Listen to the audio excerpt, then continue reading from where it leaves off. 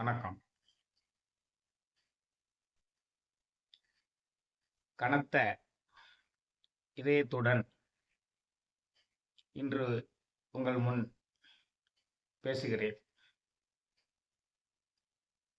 இந்த கரூரில் நடைபெற்ற துயரச் சம்பவம் நாட்டையே உலுக்கியுள்ளது. இவ்வளவு விஞ்ஞானம் வளர்ச்சியடைந்த ஒரு காலத்தில் சரியான திட்டமிடல் இருந்தால் நேற்று நம்முடன் உயிரோடு இருந்த அந்த 39 பேர் காப்பாற்றப்பட்டிருக்கலாம் அல்லவா என்ற ஆதங்கம் எழுகிறது. வாழ்க்கையே ஒரு படிப்பினை தான்.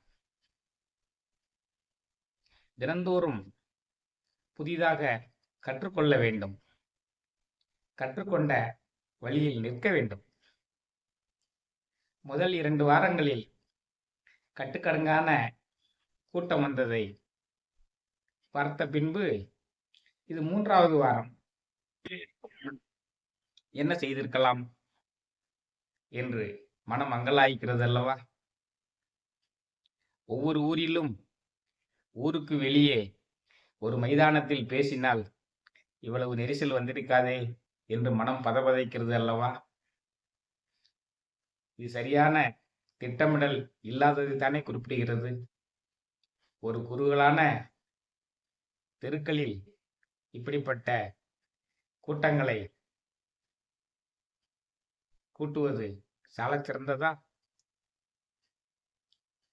அனுமதி கேட்கும் பொழுதே ஊருக்கு வெளியே ஒரு இடத்தில் மைதானத்தில் கூடியிருந்தால் மைதானத்தில் 360 டிகிரியிலும் நீங்கள் சுழன்று பேசினால் எல்லோருக்கும் கேட்கும். யாருக்கும் எந்த தொந்தரவும் ஏற்பட்டிருக்கிறது அல்லவா? அதை செய்ய தவறிவிட்டோம் அல்லவா? வருமுன்னர் காவாதான் வாழ்க்கை எரிமுன்னர் வைத்தூர் போல கெடும் என்று வள்ளுவ பேராசான் சொல்லி வைத்திருக்கிறார் அல்லவா? வருமுன்னர் காக்க வேண்டும் அல்லவா? நம்மிடம் என்ன குறை இருக்கிறது? ஏன் சரியாக திட்டமிடவில்லை? 39 உயிர்கள் என்றால் விலை மதிக்க முடியாத உயிர்கள். நாம் இன்று நம்மால் முடிந்த அளவு ஆறுதல் சொல்லலாம். ஆனால் முற்றிலும் அவர்களை மீட்க முடியுமா? மனைவியையும் குழந்தையையும் இழந்த ஒருவர் கதறுகிறாரே, அவருக்கு நாம் என்ன செய்ய போகிறோம்? பிஞ்சு குழந்தையை ஒருவர் இழந்திருக்கிறாரே, அந்த குடும்பத்திற்கு நாம் என்ன ஆறுதல் சொல்ல முடியும்? சரி, பிஞ்சு குழந்தையை அந்த கூட்டங்களுக்கு கொண்டு செல்லலாமா? பச்சிளம் குழந்தைகளை கொண்டு செல்லலாமா? இதற்கு என்ன அவசியம் ஏற்படுகிறது? பச்சிளம் குழந்தைகளுக்கு காலமுறைப்படி நேர முறைப்படி உணவும் நீரும் மருந்துகளும் கொடுக்க வேண்டாமா? அப்படிப்பட்ட பச்சிளம் குழந்தைகளை அங்கே கொண்டு செல்லலாமா? மனம் பதபதைக்கிறது. அதுவும் ஒரு குழந்தை தானே, நாமும் ஒரு குழந்தையை பெற்றெடுத்தவர்கள் தானே. அந்த குழந்தை எவ்வளவு துடிதுடித்திருக்குமே. நேற்று இரவு முழுவதுமே கண் மூட முடியவில்லை. இரவு முழுவதுமே கண்ணை மூடினாலே இந்த துயர காட்சிகள் வந்து கொண்டிருக்கின்றன. இந்த கூக்குரல் வந்து கேட்டுக்கொண்டே இருக்கிறது. சரி, இனிமேலாவது தமிழ் சமுதாயம் விழித்துக் கொள்ளுமா? விழித்துக் கொள்ள வேண்டும். அரசியல் தேவைதான். ஆனால் நம் குடும்பம் முதலில் முக்கியம் என்பதை நாம் உணர வேண்டும். பீலிவை சாகாடும் அச்சிரும் அப்பண்டம் சால மிகுத்து பெய். மயிலிறகே ஆனாலும் அளவுக்கு அதிகமாக பாரம் ஏற்றினால் அச்சு முறிந்து விடும் அந்த வண்டிக்கு என்று வள்ளுவ பேராசான் சொல்கிறார். தாங்க முடியாத அளவு கூட்டத்தை ஒரு இடத்தில் கூட்டினால் விபத்துக்கள் வரத்தானே செய்யும். அதை தவிர்க்க வேண்டுமல்லவா? தவிர்த்திருக்க வேண்டுமல்லவா? நெருநல் உளனருவன் இன்றில்லை என்னும் பெருமையுடைத்து உலகு என்று நேர்த்திருந்தவர்களை இன்று இல்லாமல் செய்து விட்டோமே. நாம் அனைவருமே திட்டமிடுதலில் தவறிவிட்டோமா? அவர்களுக்கு இந்த இடத்தில் அனுமதி கொடுக்காமல் இருந்திருக்கலாமே. அவர்களை வழிகாட்டி ஊருக்கு வெளியே அந்த கூட்டம் போட வற்புறுத்தி இருக்கலாமே. குழந்தைகளை கொண்டு வராதீர்கள் என்று சொன்னால் மட்டும் போதாது, குழந்தைகள் வருவதை தடுத்திருக்க வேண்டாமா? இப்படியெல்லாம் மனம் அங்கலாய்க்கிறது. சரி, உடனடியாக செய்ய வேண்டியது என்ன? உடனடியாக செய்ய வேண்டியது என்ன? எவ்வளவு ஆறுதல் சொல்ல முடியுமோ அவ்வளவு ஆறுதல் அந்த உயிர்களை இழந்த குடும்பத்திற்கு சொல்ல வேண்டும். ஆனால் அது எல்லாம் ஈடாகாது. உயிருக்கு விலையேது? உயிருக்கு விலையேது? உறவுகளை இழந்தவர்களை எப்படி தேற்ற முடியும்? இழப்பீடுகளை கொடுத்தால் அவர்கள் மனம் தேருமா? மகனை இழந்த தந்தைக்கு அது ஈடாகுமா? மகனை இழந்த தாய்க்கு அது ஈடாகுமா? கணவனை இழந்த மனைவிக்கு அது ஈடாகுமா? குழந்தையை இழந்த பெற்றோருக்கு அது ஈடாகுமா? இருந்தாலும் முடிந்த அளவு அனைவருமே ஒன்று சேர்ந்து இந்த இக்கட்டான சூழ்நிலையில் அவர்களை ஆறுதல் படுத்தி ஆசவாசப்படுத்த வேண்டும்.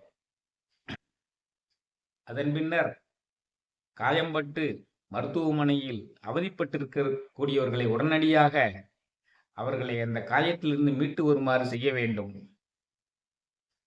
அவர்கள் அந்த காயம்பட்டவர்களுடைய குடும்பத்திற்கும் உயிர்களை இழந்தவர்களுடைய குடும்பத்திற்கும் எவ்வளவு மன ஆறுதலை அளிக்க வேண்டுமோ அவ்வளவு மன ஆறுதலை அளிக்க வேண்டும். சரி, எதிர்காலத்தில் செய்ய வேண்டியது என்ன? எல்லோரும் உணர வேண்டியது என்ன? யாரையுமே குறை சொல்ல முடியாது. நீங்கள் அளவுக்கு அதிகமான கூட்டத்தை கூட்டிக் கொண்டிருக்கும் பொழுது யார்தான் அதை கட்டுப்படுத்த முடியும்? ஆதலால் எல்லா அரசியல் கட்சிகளும் இதிலிருந்து தெரிந்து கொள்ள வேண்டியது என்ன? நீங்கள் ஒவ்வொரு ஊராக செல்லுங்கள், அது உங்களுடைய ஜனநாயக உரிமை. ஒவ்வொரு ஊராக செல்லுங்கள், அது ஜனநாயக உரிமை. ஒவ்வொரு ஊரிலும் அந்த ஊருக்கு வெளியிலேயே ஒரு மைதானத்தை தேர்ந்தெடுத்து அங்கு உங்களுடைய பரப்புரையை செய்யுங்கள். உங்களுடைய கொள்கையின் மேல் பற்று கொண்டவர்கள் நீங்கள் எங்கு பேசினாலும் வருவார்கள். நீங்கள் நகருக்கு மத்தியில் தான் சென்று பேச வேண்டும் என்று நினைக்க வேண்டிய அவசியமில்லை. முதலில் ஒவ்வொரு ஊரிலும் ஊருக்கு வெளியே உள்ள ஒரு மிகப்பெரிய மைதானங்களில் பேசுங்கள். அந்த மைதானங்களில் தண்ணீரும் கழிப்பிட வசதிகளும் செய்து வையுங்கள். அதன் பின்னர் அந்த கூட்டத்திற்கு போங்கள். கூட்டத்திற்கு போகும் பொழுது முடிந்த அளவு குறித்த நேரத்திற்கு போங்கள். அரை மணி நேரம் 1 மணி நேரம் காலதாமதமாவது தவிர்க்க முடியாது.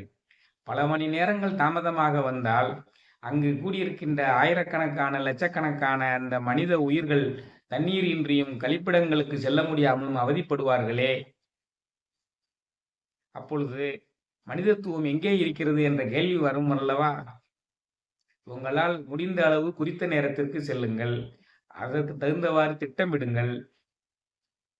சரியான திட்டமிடுதல் இருந்தால்தான் இதையெல்லாம் செய்ய முடியும். அனைத்து இடங்களிலுமே கூட்டம் கூடுவதற்கு ஏற்ற ஒரு மைதானங்களை தேர்ந்தெடுத்து அங்கு கூட்டங்களை போடுங்கள். அங்கு தண்ணீர் வசதி, கழிப்பிட வசதி, மருத்துவ வசதி போன்ற அனைத்தையும் செய்து வைத்திருங்கள். ஏனால் எந்த நேரமும் எதுவும் நடக்கலாம். இப்பொழுதெல்லாம் வெயில் 100 டிகிரியை தாண்டி அடிக்கிறது. தண்ணீர் இல்லாமல் எத்தனை பேர் மயங்கி விழுவார்கள்?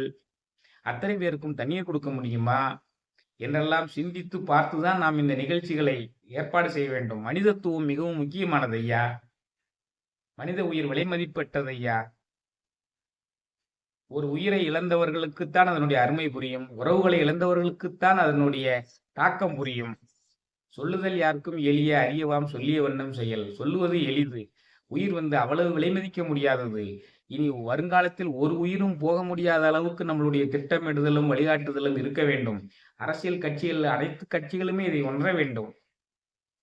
நீங்க போறீங்க, ஊருக்கு வெளியே ஒரு மைதானத்தை தேர்ந்தெடுத்து அங்க பேசுங்க. அங்க எல்லா வசதியும் செஞ்சு கொடுத்துருங்க. அப்படி இருந்தால்தான் உங்களுக்கு அனுமதி கொடுக்கப்படும் என்ற ஒரு திட்டத்தை கொண்டு வாருங்கள் அரசாங்கம். எல்லா கட்சிகளும் இதை பின்பற்றுங்கள். கர்ப்பிணி தாய்மார்கள், வயதானவர்கள், குழந்தைகள் அனைவரையும் வருவதை முடிந்த அளவு 100% அதை தவிர்ப்பதற்கு முயற்சி செய்யுங்கள். மனித உயிர் முக்கியமானது. நாகரிகம் வளர்ச்சியடைந்த காலத்தில், இவ்வளவு விஞ்ஞானம் வளர்ச்சியடைந்த காலத்தில் நாம் சரியான திட்டமிடல் இல்லாமல் 40 உயிர்களை இழந்திருக்கிறோம் என்றால் எவ்வளவு மன வருத்தமாக இருக்கிறது. இந்த துயரச் சம்பரத்திலிருந்து நாம் எப்படி விடுபட போகிறோம்? அரசியல் தேவைதான், ஆனால் மனித உயிர் அதைவிட முக்கியமானது ஐயா. இந்த பதிவின் மூலம் நாம் அரசியல் கட்சிகளுக்கு வைக்கக்கூடிய வேண்டுகோள் என்ன? நீங்கள் சரியான திட்டமிடுதலுடன் உங்களுடைய பரப்புரையை செய்யுங்கள். ஒவ்வொரு ஊரிலும் ஊருக்கு வெளியே ஒரு பெரிய இடத்தை தேர்ந்தெடுத்து அங்கே உங்களுடைய பரப்புரையை வைத்துக் கொள்ளுங்கள். எந்த கட்சியாக இருந்தாலும் ஊருக்குள் தான் சென்று நீங்கள் பரப்புரையை செய்ய வேண்டும் அவசியமில்லை. உங்களுடைய கொள்கையின்பால் ஈர்க்கப்பட்டவர்கள் உண்மையிலேயே இருந்திருந்தால் நீங்கள் எங்கு கூட்டம் போட்டாலும் வருவார்கள். ஊருக்கு வெளியே ஒரு மைதானத்தில் உங்களுடைய பரப்புரையை ஏற்பாடு செய்யுங்கள். அங்கு தண்ணீர் வசதி, கழிப்பிட வசதி, மருத்துவ வசதி அனைத்தையும் ஏற்பாடு செய்து கொண்டிருங்கள். ஒரு மனித உயிர் கூட பாதிக்கப்படாமல் பாதுகாத்துக் கொள்ள வேண்டியது நம்முடைய அரசியல் கட்சிகளினுடைய கடமை. அதை நாம் பின்பற்ற வேண்டும். இனி வருங்காலத்தில் இப்படிப்பட்ட தவறுகள் நிகழாமல் பார்த்து கொள்ள வேண்டும் என்று வேண்டி, எல்லாம் வல்ல இறைவன் இந்த உறவுகளில் இந்த குடும்பத்திற்கெல்லாம் ஆறுதலாக இருந்து அவர்களை மீட்டு கொண்டு வருவதற்குரிய அருளை புரிய வேண்டும். அவருடைய மனதிற்கு ஊக்கத்தை தர வேண்டும். அவர்கள் மீண்டு வர வேண்டும். அதற்கு எல்லாம் வல்ல இறைவன்தான், அந்த ஆதி சிவன்தான் உதவி செய்ய வேண்டும், அருள் புரிய வேண்டும் என்று வேண்டி இந்த உரையை இந்த தருணத்தில் நிறைவு செய்கிறேன். நன்றி, வணக்கம்.